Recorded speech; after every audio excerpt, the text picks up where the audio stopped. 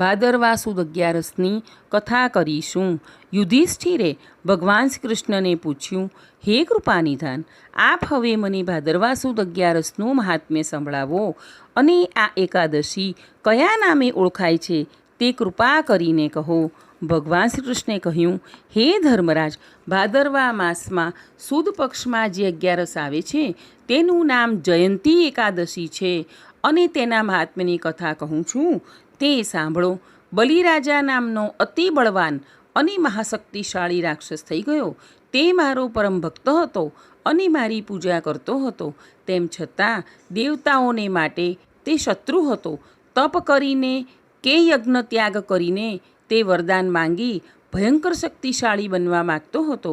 મારે તેની પાસે વામન રૂપ ધરીને છળ કરવું પડ્યું.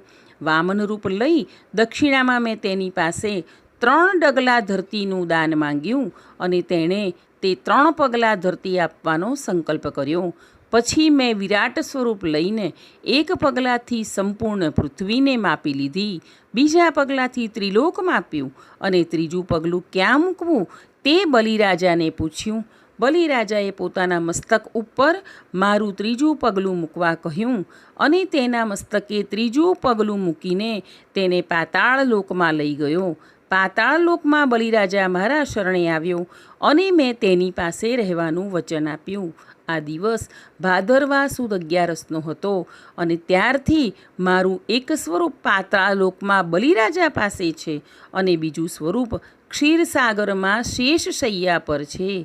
માટે હે ધર્મરાજ, આથી એ પવિત્ર એવી એકાદશીનો દિવસે મેં આ કાર્ય કર્યું હોવાથી આ જયંતી એકાદશીનું વ્રત અને ઉપવાસ કરવાથી તથા તેનું મહાત્મ્ય શ્રદ્ધા અને ભક્તિપૂર્વક સાંભળવાથી, કહેવાથી કે વ્રત ઉપવાસ કરવાથી સર્વેને 1000 અશ્વમેઘ યજ્ઞ કરવાનું ફળ પ્રાપ્ત થાય છે. બોલું શ્રી લક્ષ્મીપતિ વિષ્ણુ ભગવાનની જય, વામન ભગવાનની જય. ચેનલને લાઈક, શેર અને સબસ્ક્રાઈબ કરજો.